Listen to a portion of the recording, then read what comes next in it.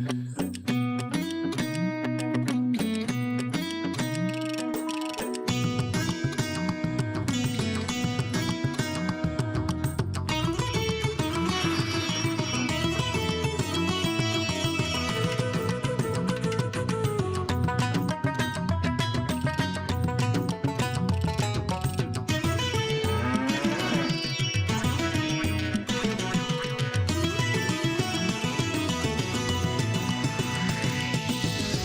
किसान, बदलते भारत की शान।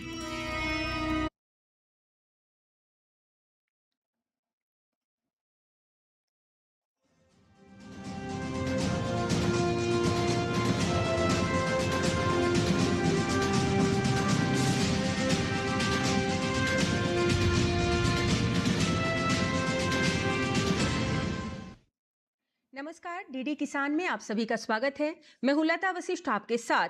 चलिए किसान समाचार की करते हैं शुरुआत हेडलाइंस के साथ। असम को मिली विकास योजनाओं की बड़ी सौगात। पीएमएवाईजी के तहत 1 लाख परिवारों को मिला नया घर। पल्सिस मिशन के अंतर्गत 42 करोड़ रुपए किए गए जारी। 62,500 मैट्रिक टन सरसों की खरीद को भी मिली मंजूरी।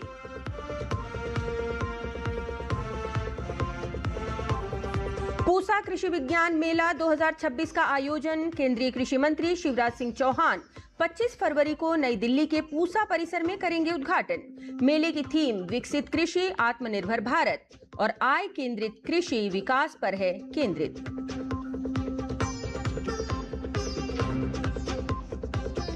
कृषि क्षेत्र में किसानों के लिए एआई तकनीक लिख रही है एक नया अध्याय। किसानों को फसलों की पैदावार बढ़ाने, मौसम पूर्वानुमान और पशु स्वास्थ्य निगरानी में मिल रही है मदद। भारत की निजी और सहकारी कंपनियां भी एआई को जोड़ रही हैं कृषि क्षेत्र से।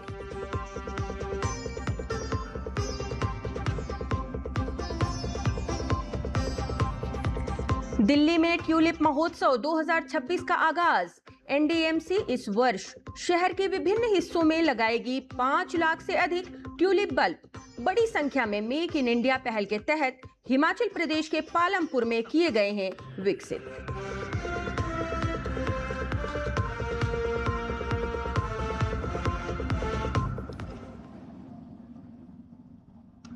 असम के लिए सोमवार का दिन ऐतिहासिक रहा, जब प्रधानमंत्री आवास योजना ग्रामीण पीएमएवाईजी के तहत 1 लाख परिवार अपने नए पक्के घरों में प्रवेश कर गर्वित गृहस्वामी बने।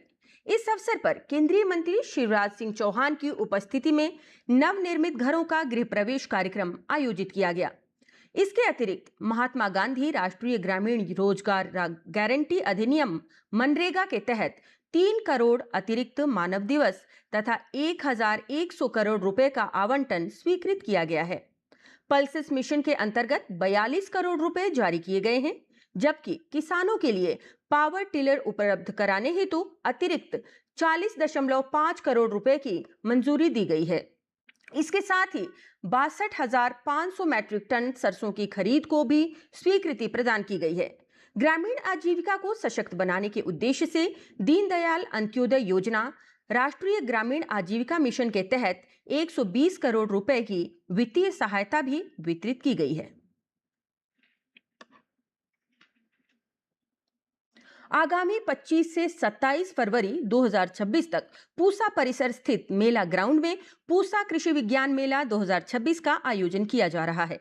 भारतीय कृषि अनुसंधान संस्थान के निदेशक डॉक्टर CH श्रीनिवास राव ने बताया कि इस 3 दिवसीय मेले का उद्घाटन 25 फरवरी को केंद्रीय कृषि मंत्री शिवराज सिंह चौहान करेंगे। इस वर्ष मेले की थीम विकसित कृषि, आत्मनिर्भर भारत है, जो किसानों की आजीविका को सुदृढ़ करने और राष्ट्रीय खाद्य सुरक्षा को मजबूत करने के लिए सतत, जलवायु अनुकूल एवं आय केंद्रित कृषि विकास पर केंद्रित है। उन्होंने कहा कि मेले में देश भर से 1 लाख से अधिक किसानों के शामिल होने की उम्मीद है। गौरतलब है कि पूसा कृषि विज्ञान मेला 2026 में IARI, ICAR के अन्य संस्थानों और विभिन्न राज्य कृषि विश्वविद्यालयों के 200 से अधिक स्टॉल लगाए जाएंगे।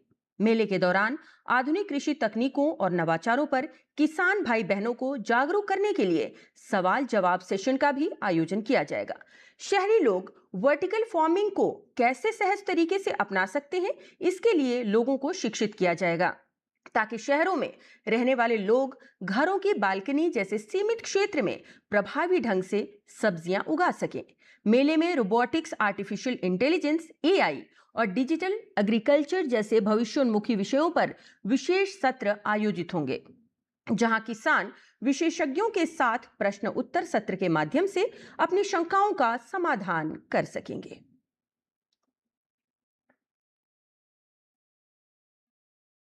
राजधानी दिल्ली में रंग बिरंगे ट्यूलिप फूलों की छटा एक बार फिर लोगों को आकर्षित कर रही है। नई दिल्ली नगर परिषद यानी एनडीएमसी द्वारा शांति पथ लॉन में वार्षिक ट्यूलिप महोत्सव 2026 का औपचारिक उद्घाटन किया गया। इस मौके पर खास मेहमान के तौर पर नीदरलैंड की राजदूत मारिसा गेरार्ड्स, एनडीएमसी के चेयरमैन केशव चंद्रा और वाइस चेयरमैन कुलजीत सिंह चहल मौजूद रहे। चाणक्यपुरी स्थित सूडान दूतावास के पास से शुरू हुई विशेष ट्यूलिप वॉक में विभिन्न रंगों में खिले लाखों ट्यूलिप और आकर्षक पुष्प श्रृंखलाओं का प्रदर्शन किया गया, जिसे लोगों ने काफी सराहा। एनडीएमसी इस वर्ष शहर के विभिन्न हिस्सों में करीब 5,53,000 ट्यूलिप बल्ब लगाने जा रही है, जिनमें बड़ी संख्या मेक इन इंडिया पहल के तहत हिमाचल प्रदेश के पालमपुर में विकसित किए गए हैं। आपको बता दें कि पिछले वर्ष की तरह इस बार भी शांति पथ लॉन सहित लोधी गार्डन, नेहरू पार्क और अन्य प्रमुख स्थलों पर ट्यूलिप प्रदर्शित किए जा रहे हैं। महोत्सव में प्रवेश निःशुल्क रखा गया है, ताकि अधिक से अधिक लोग इन फूलों की सुंदरता का आनंद ले सकें। एनडीएमसी के चेयरमैन केशव चंद्रा ने डीडी न्यूज संवाददाता से बात करते हुए बताया कि परिषद की कोशिश है कि दिल्ली की जलवायु के अनुरूप ऐसा वातावरण विकसित किया जाए जिससे ट्यूलिप अधिक समय तक खिले रहें। अक्सर जिन ट्यूलिप के फूलों को देखने के लिए लोग कश्मीर की तरफ जाया करते थे, अब वो ट्यूलिप के फूल नई दिल्ली में भी देखने को मिल रहे हैं और इस तरफ एनडीएमसी बेहद ज़्यादा काम कर रही है। एनडीएमसी एरिया की बात करें तो 3,25,000 के आसपास ट्यूलिप के अलग अलग रंगों के फूल जो है आपको देखने को मिलेंगे। इस वक्त शांतिपथ चाणक्यपुरी के इलाके में हम लोग मौजूद हैं और जहाँ पर आप देख सकते हैं करीबन 6 से 7 रंगों के ट्यूलिप के फूल जो हैं वो आपको यहाँ पर देखने को मिलेंगे, जहाँ पर लोग आ सकते हैं। ट्यूलिप फेस्टिवल चल रहा है, फ्री एंट्री है, इन मनमोहक दृश्यों के साथ तस्वीरें ले सकते हैं, ट्यूलिप को करीब से जान सकते हैं, समझ सकते हैं। इसकी जानकारी भी एनडीएमसी के द्वारा यहाँ पर साझा की गई है। हमारे साथ केशव चंद्रा जी हैं, एनडीएमसी के चेयरमैन हैं। सर, ट्यूलिप फेस्टिवल का आप आयोजन कर रहे हैं, बेहद खास ये फूल होता है। हम ये कोशिश करते हैं कि ज़्यादा से ज़्यादा ट्यूलिप के फूल लगाए जाएं। इस साल करीब 3,25,000 बल्ब्स लगाए गए हैं और जिसमें करीब 80,000 के करीब अपने देश में ही पूरा हुआ है और ये उम्मीद है कि हम आने वाले वर्षों में और ज़्यादा से ज़्यादा यहाँ पर ही उस बल्ब को ग्रो कर लें ताकि हमारे फूल बहुत अच्छे हों। शांति पथ पे और दूसरे इलाकों में ट्यूलिप का होना लोगों को घरों से खींचता है। सब यहाँ आते हैं, परिवार के साथ आते हैं, फ़ोटो खींचते हैं और पिकनिक का सा माहौल रहता है। इसमें टाइमिंग बहुत ही इम्पोर्टेंट है, परफेक्ट टाइमिंग होनी चाहिए इसको लगाते समय और वो उसका एस्टिमेशन यदि सही होता है तो कुछ प्रॉब्लम जो हीट से है वो यही है कि यदि गर्मी ज़्यादा बढ़ती है तो इसकी लॉन्जिविटी कम हो जाती है। हमारी कोशिश यही रहेगी कि ऐसी प्रजाति डेवलप हो जो कि थोड़ी सी और ज़्यादा चले और 10-15 दिन भी यदि बढ़ जाता है तो बहुत बड़ी उपलब्धि रहेगी। कैमरामैन सुनील राणा के साथ दीपक सिंह रावत, डीडी न्यूज़, दिल्ली।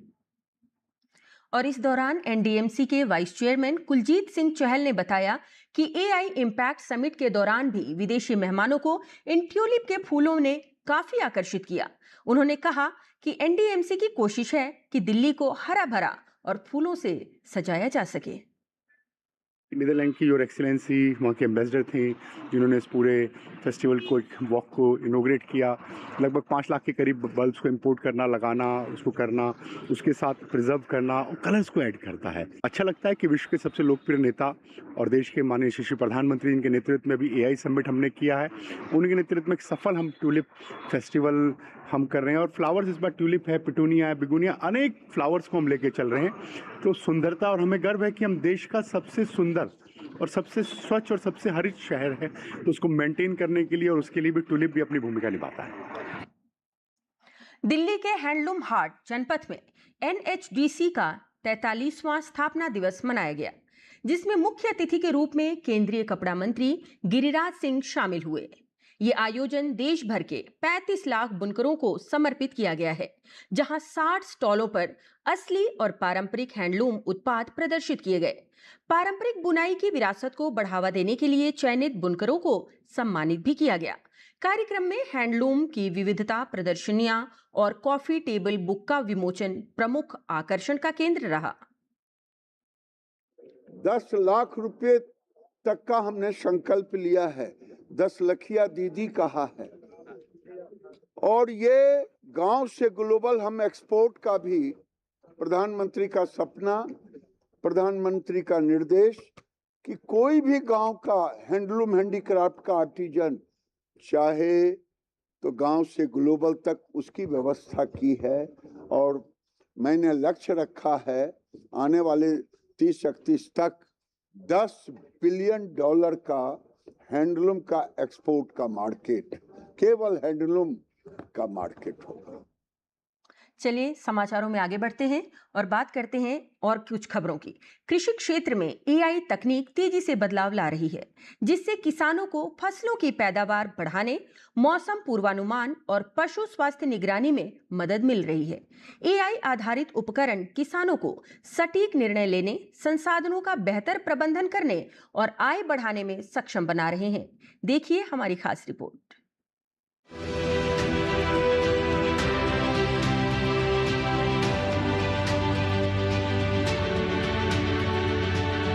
कृषि क्षेत्र में किसानों के लिए एआई तकनीक एक नया अध्याय लिख रही है। एआई अब कृषि उद्योग में तेजी से क्रांति ला रही है। फसलों की पैदावार बढ़ाने से लेकर मौसम की पूर्वानुमान लगाने और संसाधन प्रबंधन को अनुकूलित करने तक कृषि पर एआई का प्रभाव गहरा है। कृषि मशीनरी में एआई के उपयोग के उदाहरणों में सेल्फ ड्राइविंग ट्रैक्टर और रोबोटिक हार्वेस्टर शामिल हैं। एआई के जरिए मशीनें मिट्टी की स्थिति का विश्लेषण कर रही हैं, फसलों के स्वास्थ्य की निगरानी कर रही हैं। मिट्टी और फसल के आंकड़ों के विस्तृत विश्लेषण के माध्यम से एआई उर्वरकों और कीटनाशकों के सटीक उपयोग को सक्षम बनाता है, जिससे अंधाधुंध छिड़काव की आवश्यकता कम हो जाती है।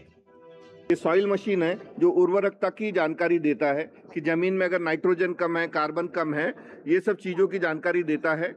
और साथ ही साथ इन सब का मिश्रण के माध्यम से किसानों को हिंदी, मराठी, मलयाली, तेलुगु इन सब में उनके मोबाइल फोन पे जानकारी मिलती है। कृषि में एआई के साथ किसान डेटा आधारित निर्णय ले सकते हैं, जिससे दक्षता और स्थिरता में वृद्धि होगी।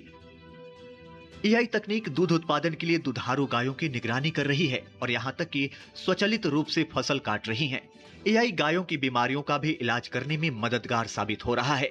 पशुओं पर सेंसर लगाकर तापमान, हृदय गति जैसे तमाम स्वास्थ्य संकेतकों पर नजर रखी जा रही है। इस डेटा का विश्लेषण और निगरानी करके एआई का उपयोग पशुओं की सेहत की समस्या को बिगड़ने से पहले ही तुरंत निपटाया जा सकता है। गाय कब सिक होता है फार्मर को पता नहीं होता। एक बार सिक होने के बाद उन लोगों का प्रोडक्टिविटी कम हो जाता है, मनी कम हो जाता है, food security, financial security, social sustainability सब कम हो जाता है। हमारा सेंसर क्या करता है साहब, आफ्टर काउ नेकलेस लगाने के बाद it identify the pattern of health of a cattle. Bharat सरकार ही नहीं बल्कि भारत की निजी और सहकारी कंपनियां भी एआई को कृषि क्षेत्र से जोड़ रही हैं। देश की प्रमुख डेयरी अमूल अब पशुपालकों की मदद के लिए आर्टिफिशियल इंटेलिजेंस का सहारा ले रही है।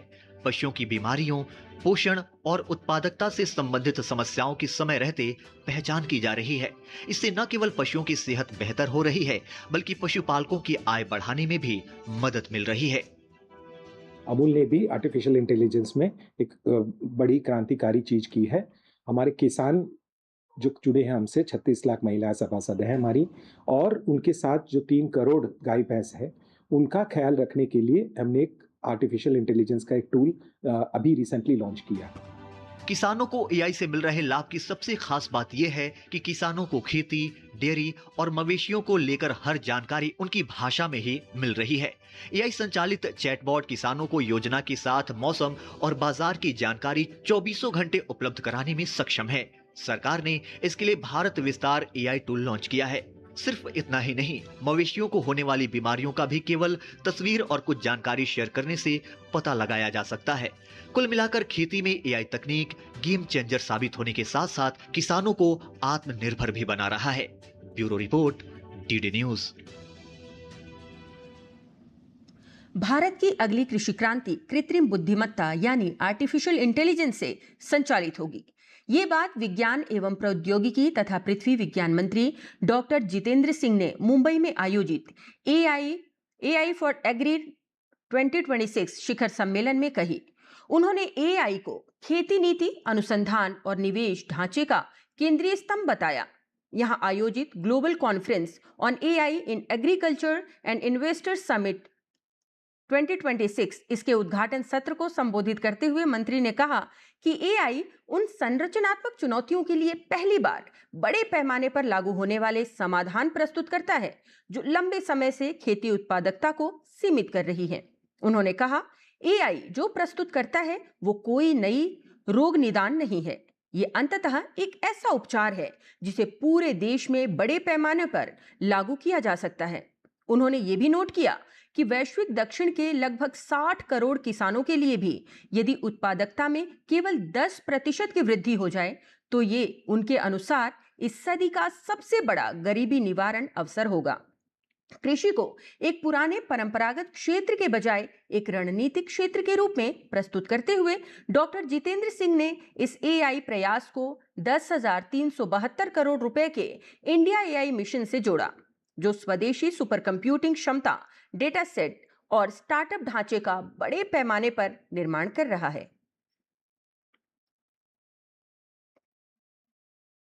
ग्रामीण विकास मंत्रालय भारत सरकार द्वारा आयोजित सरस आजीविका मेला इन दिनों गुरुग्राम में रंग, स्वाद और परंपरा का जीवंत उत्सव बन गया है, जहां झारखंड के देवघर के पेड़े आकर्षण का केंद्र बने हुए हैं। लखपति दीदी गुड़िया कुमारी के पेड़े मेले में आने वालों को खूब पसंद आ रहे हैं। उनसे बात की हमारे सहयोगी शमीम अख्तर ने। झारखंड के देवघर की पहचान सिर्फ बाबा धाम से नहीं बल्कि यहाँ के मशहूर पेड़ों की मिठास से भी है। दूध, चीनी और परंपरागत विधि से तैयार इन पेड़ों की खुशबू और स्वाद देश विदेश तक लोगों को अपनी ओर खींचता है। सरस आजीविका मेला गुरुग्राम में लखपति दीदी गुड़िया कुमारी अपने स्टॉल को लेकर आई हैं और वो इन पेड़ों को बनाती हैं और देश विदेश तक भेजती हैं। आइए उन्हीं से जानते हैं कि उनका सफ़र कैसे शुरू हुआ। पहले समूह में नहीं जानते थे, फिर हम समूह में जुड़े सर। समूह में जुड़े तो वहाँ से ऋण मिली हमें सीसीएल राशि, उसमें 30,000 लिए सर। 30,000 से हम अपना बिजनेस को आगे बढ़ाएं सर। उसके बाद हम 30,000 से अपना बिजनेस आगे बढ़ाएं धीरे धीरे और हमें सीसीएल मिला, उसको वापस किए तो फिर 60,000 मिला। ऐसे ऐसे करते करते सर हम अभी तक 1.5 लाख 2 लाख रुपया तक उठाएं और अभी हमारा बिजनेस भी चल रहा है। सरकार के द्वारा हमें PMFME वाला जो लोन होता है सर वो भी मिला, उसके लिए हमारे मशीन भी मिला सर। खवा का मशीन लिए हम, उससे हम अपना प्रोडक्ट को आगे बढ़ा रहे हैं सर। हम हर जगह पे अपना दुकान लगाते हैं सर। जैसे हम रांची भी गए सर, 2023 से हम मेला स्टार्ट किए हैं सर। रांची 2 बार गए सर, वहाँ पे भी अच्छा मेरा रहा मेला में। ये जो इस तरह का के मेले हैं उससे आपके बिजनेस को कितना बढ़ावा मिल रहा है? सर ये मेले से हमारे बहुत दूर दूर के सर लोग भी जान रहे हैं, हमारे हमको पहचान रहे सर, हमारा पेड़ा को भी जानते। हम नहीं सोचे थे कि गुड़गांव में हमारा पेड़ा बिकेगा, क्योंकि देवघर को जानते हैं कि नहीं जानते हैं, लेकिन पर सर यहाँ पे आए तो सब कोई पेड़ा खा रहा था। नहीं दीदी आपका पेड़ा बहुत अच्छा है, घर लेके जाएंगे। कोई 250 ग्राम, कोई 1 किलो, कोई आधा किलो, कोई 2 पीस, लेकिन लेके जा रहे हैं। अच्छा, लखपति दीदी बनने के बाद आपके फैमिली पे क्या ये प्रभाव पड़ा है? सर लखपति दीदी बनने के बाद मेरा फैमिली में अच्छा प्रभाव पड़ा है। मतलब खाने पीने का सिस्टम सब चेंज हुआ सर। हम लोग फैमिली में 6 लोग होते हैं, सास ससुर है, मेरा 2 बच्चा है, हम लोग 2 सबको देख रेख हम लोग करते हैं सर। तो आपको सरकार से क्या क्या सहायता मिल रही है? सरकार से तो पूरा सहायता मिल रही है सर।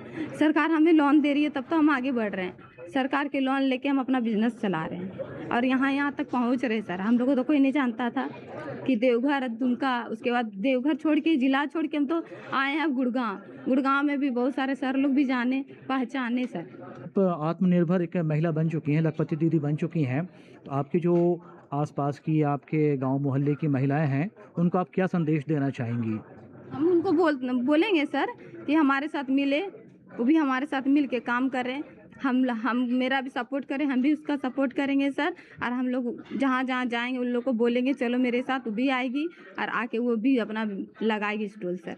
कैमरा पर्सन श्रीनिवास के साथ मैं शमीम अख्तर, किसान समाचार के लिए, सरस आजीविका मेला, गुरुग्राम, हरियाणा। जम्मू कश्मीर के कठुआ में होलिस्टिक एग्रीकल्चर डेवलपमेंट प्रोग्राम के तहत चल रही योजनाओं की प्रगति की समीक्षा के लिए बैठक हुई।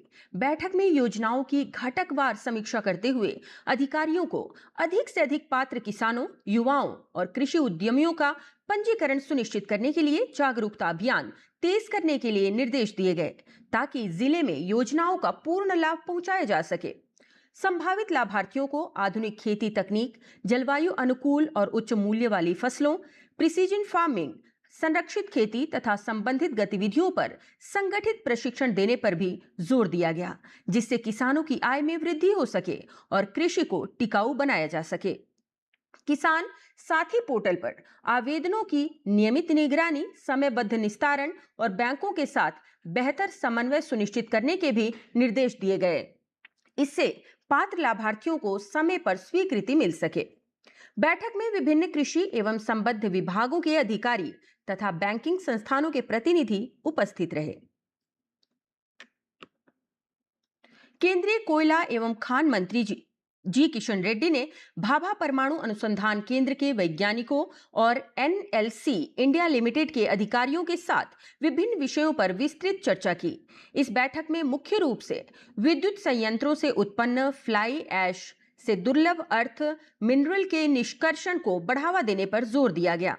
ये पहल भारत के खनिज पारिस्थितिकी तंत्र को मजबूत करने की दिशा में एक महत्वपूर्ण कदम माना जा रहा है। केंद्रीय मंत्री ने इस परियोजना को कचरे को धन में परिवर्तित करने की संज्ञा दी, जो देश की आयात निर्भरता को कम करने में सहायक सिद्ध होगी।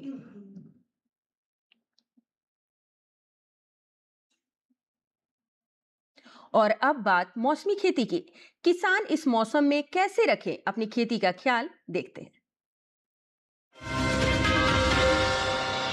नमस्कार, आप देख रहे हैं डीडी किसान। मैं हूं AI कृष और आज हम भारत के विभिन्न राज्यों में होने वाली खेती किसानी से संबंधित सलाहों के बारे में पूरी जानकारी देंगे। मध्य प्रदेश की बात करें तो सतपुड़ा पठार क्षेत्र में गेहूं की फसल में समय समय पर पानी देते रहें ताकि पौधों की बढ़वार अच्छी रहे। वहीं गिर्द जोन में जिन खेतों में गेहूं दूधिया अवस्था में है वहां जरूरत के अनुसार सिंचाई करें, लेकिन ध्यान रखें कि खेत में पानी जमा न हो, वरना फसल खराब हो सकती है। बुंदेलखंड इलाके के किसान टमाटर, बैंगन, मिर्च और पत्ता गोभी की तैयार पौध मुख्य खेत में लगा सकते हैं और रोपाई के तुरंत बाद हल्की सिंचाई करें ताकि पौधे जल्दी जड़ पकड़ ले। वहीं कायमोर पठार और सतपुड़ा के पहाड़ी क्षेत्र में किसान गर्मी की फसलें जैसे वसंत गन्ना, मूंगफली, सोयाबीन और मक्का की बुवाई शुरू करें। साथ ही फसल के अनुसार खाद व पानी की सही मात्रा दें। अब बात महाराष्ट्र की। यहाँ मौसम सूखा चल रहा है, इसलिए गेहूं, सूरजमुखी, मक्का और बागवानी फसलों में जरूरत के हिसाब से सिंचाई करते रहें। कोंकण क्षेत्र में तरबूज, लोबिया, काली मिर्च, हल्दी और सब्जियों की कटाई जारी रखें और ग्रीष्मकालीन मूंग और भिंडी की बुवाई पूरी करें। साथ ही रोपे गए धान में 2 से 5 सेंटीमीटर जल स्तर बनाए रखें। मध्य महाराष्ट्र में पकी फसलों की कटाई करें और गर्मी की बुवाई शुरू करें। मराठवाड़ा के किसान भी तैयार फसलों की कटाई कर ग्रीष्मकालीन बाजरा बोएं, जबकि विदर्भ में मूंगफली, तिल, तरबूज और खरबूजे की बुवाई पूरी करें तथा धान के खेत में 3 से 5 सेंटीमीटर पानी बनाए रखें। इससे अच्छी पैदावार मिलेगी। इसी तरह कृषि और किसानों से जुड़ी हर महत्वपूर्ण जानकारी के लिए हमारे साथ जुड़े रहिए और देखते रहिए डीडी किसान। धन्यवाद। मशरूम, जिसे खुम्ब भी कहा जाता है, स्वाद और पौष्टिकता से भरपूर है। इसमें काफी मात्रा में प्रोटीन पाया जाता है। अलग अलग मौसम के हिसाब से इसकी कई किस्में मौजूद हैं। खासकर उत्तर भारत के मैदानी इलाकों में सफेद बटन मशरूम, शिटाके मशरूम, धान पुआल खुम, ऑयस्टर मशरूम और दूधिया मशरूम की खेती की जाती है। अलग अलग किस्मों के कारण ही अब साल भर मशरूम की पैदावार संभव हो पाई है। एक रोचक बात यह है कि गर्मी के मौसम में पैदा होने वाला दूधिया मशरूम भारत की ही देन है। मशरूम की बुआई के लिए कंपोस्ट तैयार किया जाता है। कंपोस्ट गेहूं के भूसे या धान के पुआल, गेहूं या धान के चोकर, ammonium sulphate, urea, potash, gypsum और शीरे से तैयार किया जाता है। भूसा 1 साल से अधिक पुराना और बारिश में भीगा नहीं होना चाहिए। इस तरह तैयार कंपोस्ट की 8 से 10 इंच की परत ट्रे या थैलियों में भर दी जाती है। बटन मशरूम के कवक जाल की वृद्धि के लिए 22 से 25 डिग्री का तापमान और 80 से 85% नमी होनी चाहिए। बोने के लिए हवादार और तापरोधी मशरूम घर बनाया जाता है, जिसके भीतर तापमान और जरूरी नमी को बनाए रखा जा सके। मशरूम घर का फर्श पक्का होना जरूरी है। 1 वर्ग मीटर क्षेत्रफल में औसतन 8 से 10 किलो मशरूम की उपज होती है, जो 100 किलो कंपोस्ट में 6 से 8 हफ्तों में प्राप्त होती है। तुड़ाई के बाद मशरूम को बहते पानी में धोकर तुरंत 5 डिग्री सेंटीग्रेड पर ठंडा कर लेना चाहिए। इसकी पैकिंग 200 ग्राम या 500 ग्राम के थैलों में की जाती है। मशरूम की फसल बहुत तेजी से बढ़ती है और इसलिए बाजार का इंतजाम बेहद आवश्यक है। और हाँ, जंगली मशरूम और खाने वाली मशरूम अलग अलग होती हैं, इसलिए मशरूम के लिए नजदीकी कृषि विज्ञान केंद्र या कृषि विश्वविद्यालय से ट्रेनिंग जरूर लें।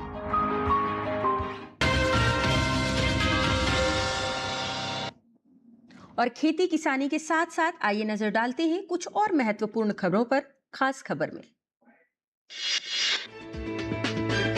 दिल्ली पुलिस ने इंडिया एआई इम्पैक्ट समिट के दौरान शर्टलेस प्रदर्शन करने के मामले में इंडियन यूथ कांग्रेस के राष्ट्रीय अध्यक्ष उदय भानु चिप को गिरफ्तार कर लिया है।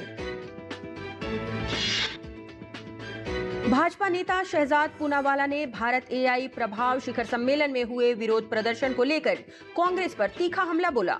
उन्होंने कहा, ये केवल 4-5 लोगों की हरकत नहीं थी, बल्कि इसमें कांग्रेस के वरिष्ठ नेता, यहां तक कि राहुल गांधी भी शामिल थे।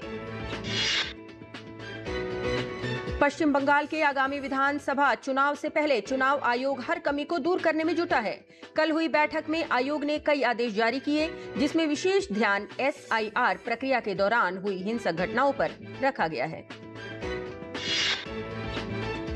उत्तर प्रदेश के अयोध्या में खाद्य सुरक्षा विभाग ने रमजान और होली से पहले खाद्य उत्पादों का निरीक्षण किया है और खाने के तेल की खेप जब्त की है। खाद्य आयुक्त माणिक चंद्र सिंह ने कहा कि ये कार्रवाई 18 से लेकर लगातार 28 तक चलेगी। जिलाधिकारी के निर्देश पर टीम का गठन किया गया है। झारखंड के चतरा जिले में सोमवार शाम एक एयर एम्बुलेंस दुर्घटनाग्रस्त हो गया, जिसमें सवार सभी 7 लोग मारे गए। ये एम्बुलेंस रांची से दिल्ली की उड़ान पर था, जिसमें 1 मरीज और डॉक्टर शामिल थे।